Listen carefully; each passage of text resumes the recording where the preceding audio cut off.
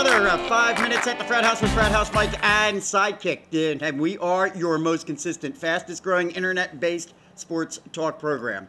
And you know, Sidekick, it was just, 2 weeks ago, I think we were over there at McGurk's in Fort Washington, Pennsylvania for our anniversary show. And on that particular evening, I announced as we were going into the show that, hey, we had just hit 8,300 views on the channel at that particular time. Guess what? We're approaching 8,750. That's 450 views in just 2 weeks. Wow. And we announced that while we were at McGurk's. At McGurk's, that's right. We were there. That's where we were. If anybody's not sure, it was McGurk's in Fort Washington.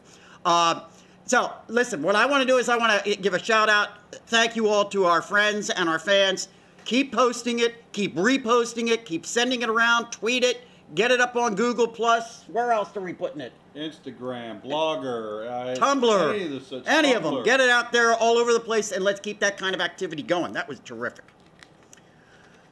We're going to start off kind of some sad news on Tuesday, Sidekick, with the passing of NFL Films' Steve Sabol, who had for a little bit over a year, he had been battling brain tumors and cancer.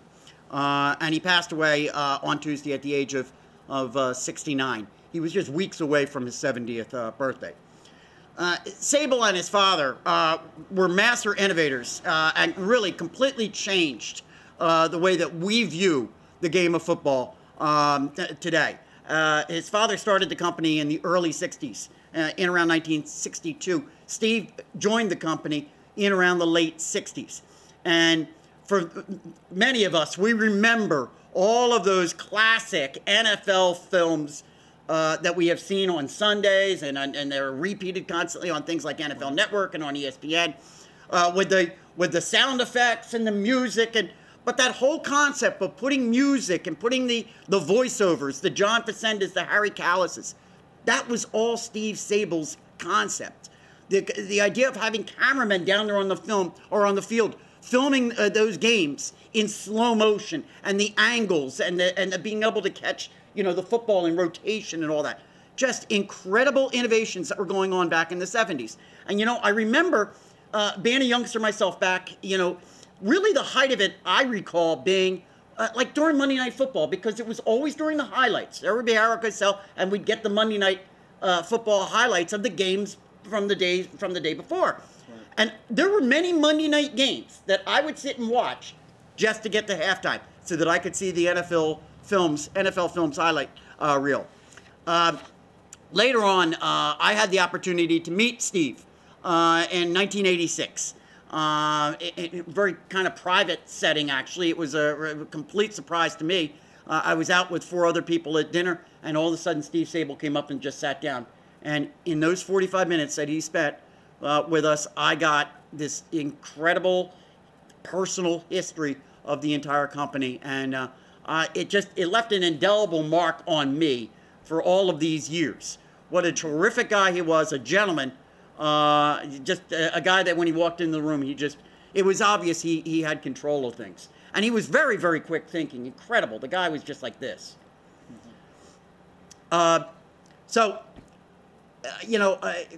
That's our kind of chat on Steve Sabol. If you're following me over on Philly Sports Live, I did write up a little bit of a remembrance about him, and I posted it up on Tuesday night. I go into that detail about that particular meeting in 1986. So if you've been following that, you've seen it, you've read it. If you haven't, there's still time. Get over there, check it out, and read that up. Now, see, when you said there was going to be sad news Tuesday, I thought you were going to refer to my loss to Facebook fan Rick Smith from the past weekend. Okay. Well, speaking of Facebook, though, the Sabol passing was also became our Facebook post of the week. As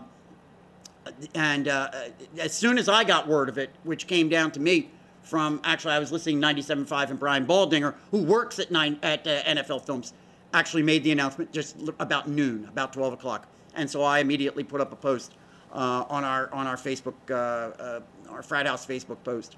And that prompted responses from many, many of our fans, including people like Jeff and Mark and Dr. Rich and people like that. and it actually became our largest post of the week. So we appreciate that, folks, and we're pleased that we were able to give you an opportunity to express your remembrances and your feelings about that. Okay, let's go take a look at some sports, huh?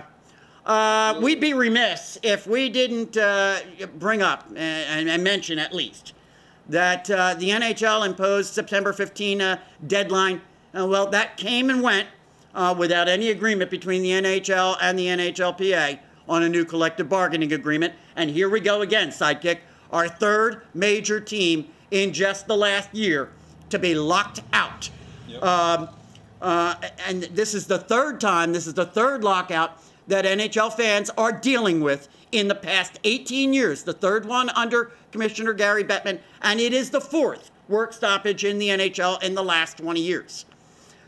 Currently, there have been no conversations between the two sides, and there does not appear to be any attempt at this moment right now to get any kind of conversations or negotiations going. All indications are this could be rather protracted. Many are saying that it could go to Thanksgiving. Others are indicating we might be looking at a situation like 2004-05, when in fact the entire season was lost. Right. Any thoughts on this one? Well, just in doing some research, came up with a couple interesting things. As the owners, we've seen several posts. The owners are getting paid. The NHL is getting paid. Yep. Because of the TV contracts that they sure said, regardless of lockout or not, they'll get paid. So the players aren't getting paid. You've got a lot of them going to Russia, playing for European country, right? The Continental League. But another thing, the referees don't get paid either. Right. The NHL referees. A lot of other people, all the people in the stadiums, and there's a lot of people, as we always see with all these sorts of things, there's this trickle-down effect that affects so many different people who are just really working-class stiffs. I mean, to get it straight. Right. Also, they announced that the first week of preseason is now canceled. Yes. So that's 60 games that are off the books. Right. Right. So, but one interesting bit that I found out was, we've been talking a lot about, if you lose a season, where's the fan base go? Yeah. And that, a lot of people saying, I'm not coming back to hockey after this lockout is too much. I found some interesting stats from the lost season from 2004-2005. In the 2003-2004 season, regular season ticket holders, there were 16,534. And when the NHL came back in 2005 and 2006, they were up to 16,954. So I actually increased. Now, is this for a specific team, or is this? No, it just says, or the average. I'm sorry, the league average. Season average. Yeah. I'm sorry. So the average actually increased. Yes. Coming back off of it. Yep. Well, hockey fans we're a loyal sort. Although I'll tell you, I have seen an awful lot of anger and resentment with this being the third in just a very short period of time and short memory. So, what's the problem now? Yeah, really, what is the problem now? Let's get this thing settled, huh? I don't know. All right, well, we'll keep you up to date as we go and as we find things out. All right, as I said, let's go take a look at some sports, huh? How about some sports that are moving? How about NASCAR? How about something that's really moving? Let's go over and take a look at what happened in the chase, because we had our first race this past weekend. Yep. The first of 10 races, which are the kind of the playoffs, going towards the Sprint Cup Championship. And the first one was this past Sunday at Chicago Land Speedway.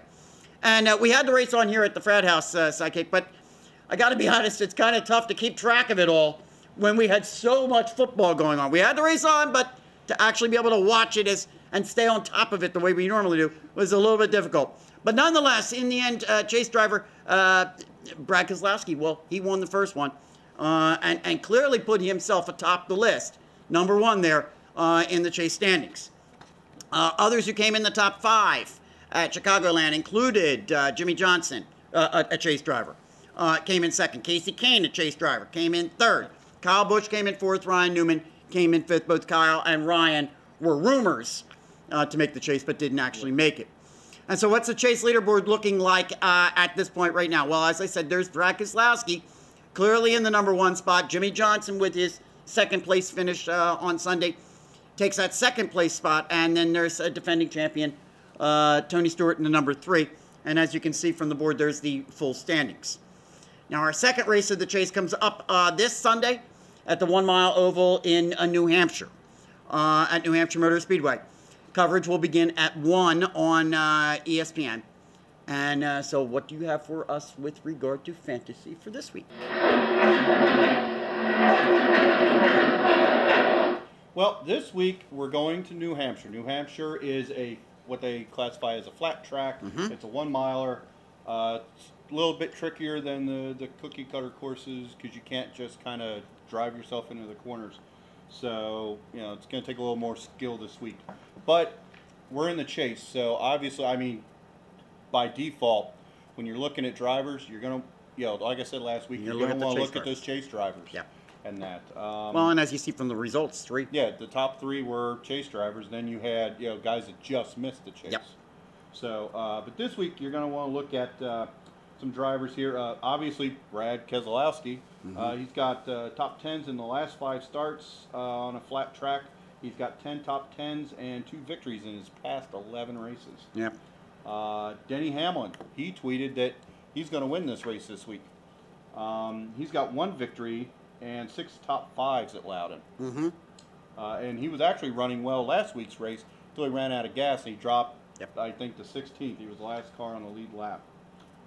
Tony Stewart, he won this race last year, leading off in the Chase before he eventually won his championship. He's also got 5 top 5s over the last 7 races at Loudon. Jimmy Johnson, I mean, that's almost, that's another kind of default. I mean, where isn't this guy good at? Yeah. And then Jeff Gordon, he's got 3 wins at this track and 15 top 5s over his career. So that's the drivers you want to take a look at this week. All righty.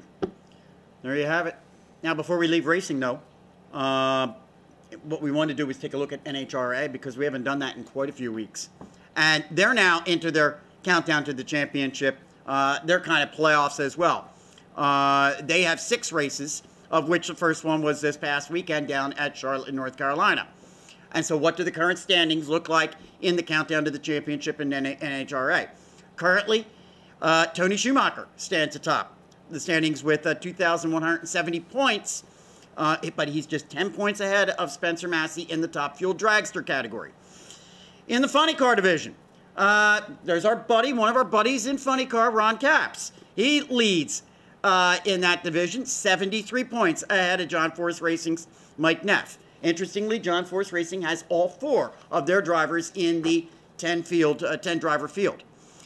Finally, in the Pro Stock division, well, Alan Johnson continues to stay strong after a very, very strong season, but he right now is just 3 points ahead of Jason Line.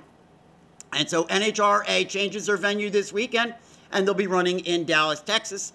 And so what we'll try to do is we're going to try to keep you up on top of NHRA happenings as we go. Let's go over and take a look at what's happening in Major League Baseball. Are you ready for this one? I couldn't believe it myself. I had to actually stop and look at the calendar. We are just 2 weeks remaining into Major League Baseball season. That's it, just 2 weeks. We're almost in single digits. The one constant through all the years is baseball. And listen, really, all the eyes at this point are on the wild card races. And for the initiation of that positively ridiculous 1-game elimination wild card format. But before we get to that, let's go take a look at the league standings. And we'll start it off with the American League, and there's the Yankees. Well, but we're just going back and forth between the Yankees and the Orioles. There's the Yankees there right now, back on top in the East, but they're just a half game in front of the Orioles. And that may actually come down to being the final series of the year. I'm going to be honest with you. That could come right down to that one. Washington White Sox, they're only 2 games in front of the Detroit Tigers, and the Texas Rangers are now 4 games in front of the Oakland A's. Now, over in the wild card, since we had that swapping of places between the Orioles and the Yankees over this past week, right now, the wild card would be the Baltimore Orioles and the Oakland A's would get to play that 1 game. But look here what's happened. Hey, yes, that's the That's the Angels of Anaheim, the Oakland Angels of Anaheim, and they're currently in third place, taking over from the Tampa Bay Rays. Where did they come from all of a sudden? They better stay down. In the National League, I had a feeling you'd say that. In the National League, hey, no changes here. The National League, actually, this is starting to look like a runaway now at this point. The Washington Nationals, they're still the best team in Major League Baseball. I think I've been saying it since about July. But they did falter just a bit this week, Sidekick, and you got to wonder whether Strasburg being shut down could have anything to do with that. They're now only 5 games ahead of the Atlanta Braves in the East. The Cincinnati Reds are now 11 games in front of the Cardinals, and I think you indicated they've clinched. That's a clinch. Reds, yes. Breaking news today, they have clinched. So they're in. They're the first team to clinch. And the San Francisco Giants are now 9 games in front of the Dodgers. Over in the wild card race, no changes as well. If the season ended right now, the Atlanta Braves and the St. Louis Cardinals would get into play in that one game. There's the Dodgers still hanging in there at third place.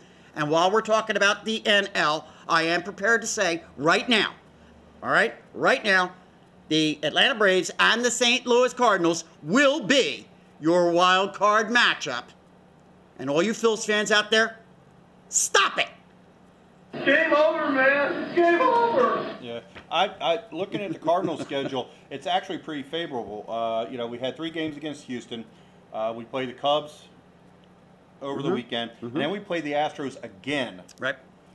And then the last stretch will be the Nationals, which I'm sure we'll get. But by that point, the Nationals might be playing, second stringers and bench guys at that point. But it helps us with these 6 games against the Astros here at the end. Yes. So I got a feeling we're going to be able to hold off on that. Don't forget about the Brewers. They're the hottest team. Yes, they are.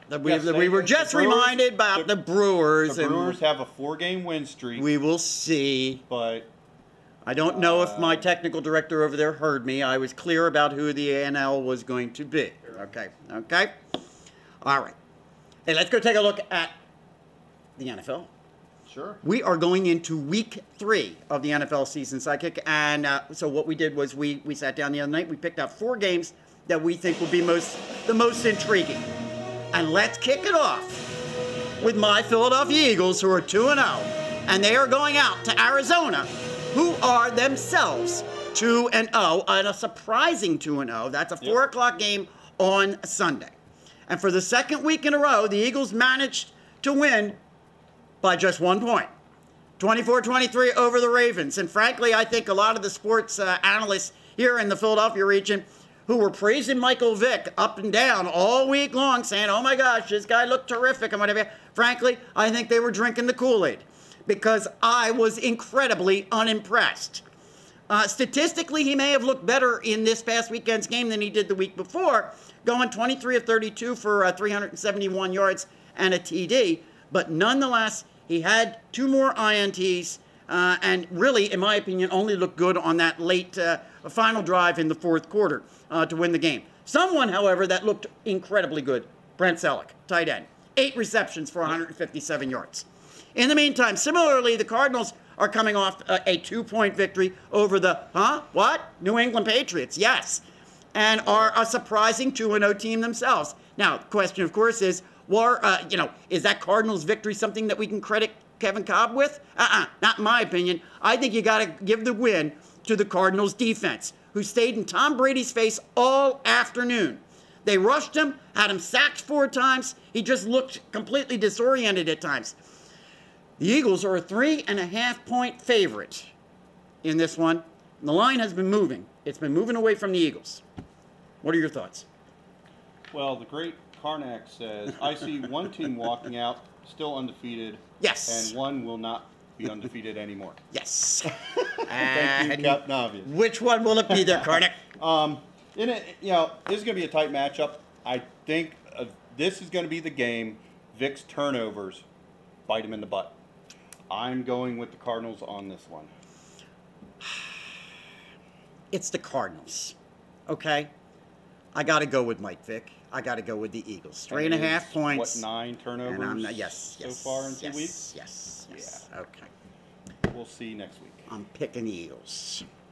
All right, let's go take a look at our second game, and that's the Atlanta Falcons, who are 2-0, They're going into, yes, San Diego, who are, what? 2-0. Yes, 2-0. San Diego Chargers, 4 o'clock game on Sunday.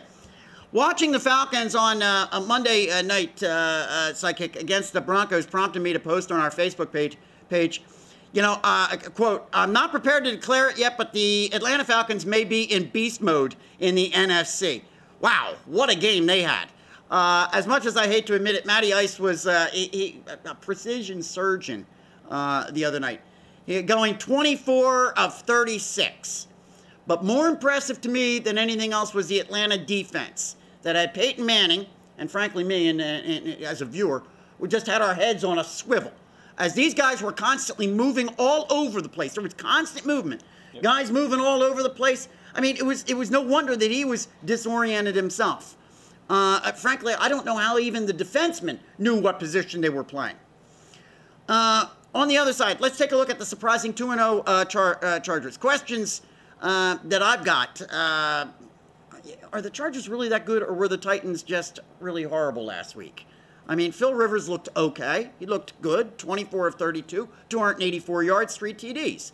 But the big number that jumped out on me in the box score was the Chargers holding the ball for 43, almost 44 minutes to the Titans, like 15 minutes in the entire game.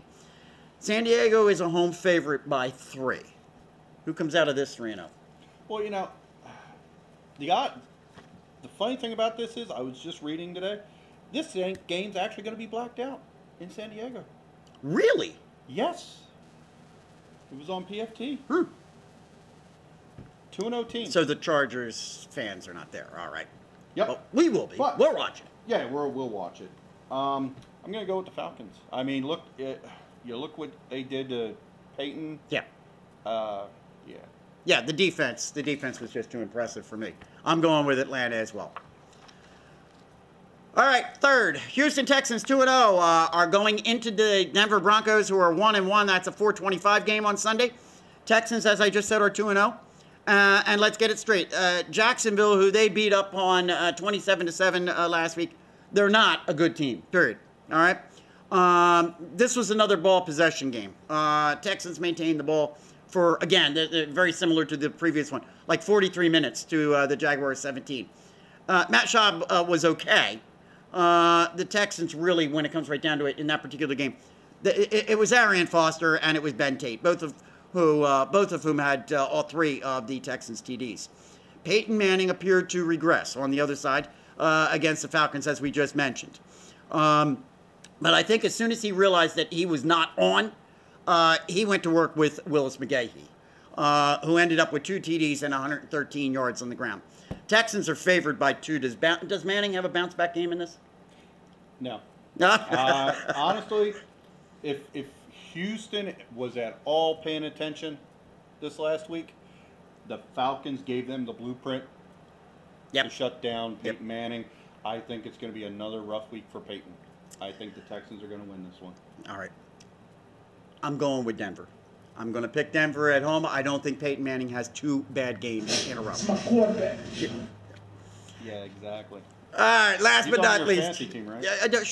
Last but not least, let's go take a look at the New England Patriots, 1-1, at the Baltimore Ravens, who are similarly 1-1. That is the 8:25 game on Sunday. And to me, Sidekick, this is probably the most intriguing of the 4 games that we've looked at. Tom Brady, as we've already mentioned, did not have a very good game against a tough Arizona defense, as we talked about. And he's going up against another tough defense in the Baltimore Ravens. Joe Flacco, on the other side, he put the ball in the air 42 times. If I didn't know better, I would have thought he was Mike Vick. Only completing it 22 times, ending up with a 66.8 QB rating. Seems to me that the Ravens need to balance their offensive attack out more this weekend. Keep it on the ground. Go to Ray Rice. Ravens are favored by 3 at home. Tough one to call. Where do you got it going? Well, you know where I'm going with this one. Yeah.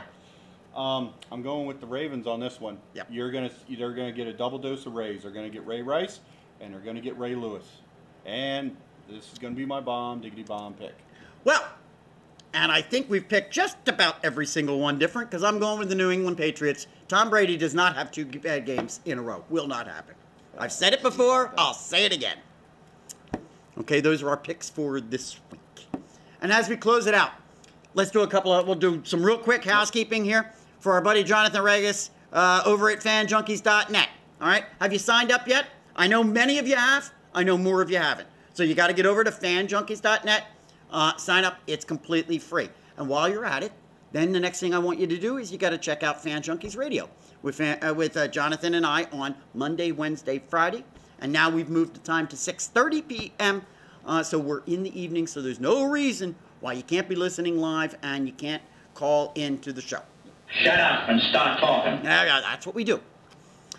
Finally, don't forget our newest venture, FratHouseSports.com.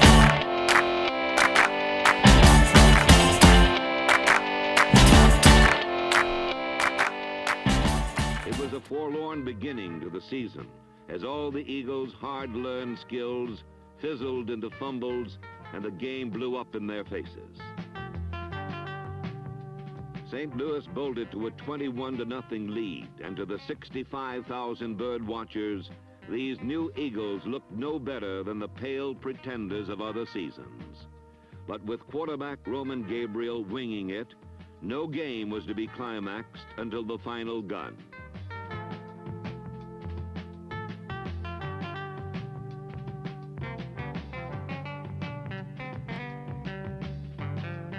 Gabriel rallied the Eagles to within a point in the fourth quarter, but Philadelphia faltered and lost 34-23.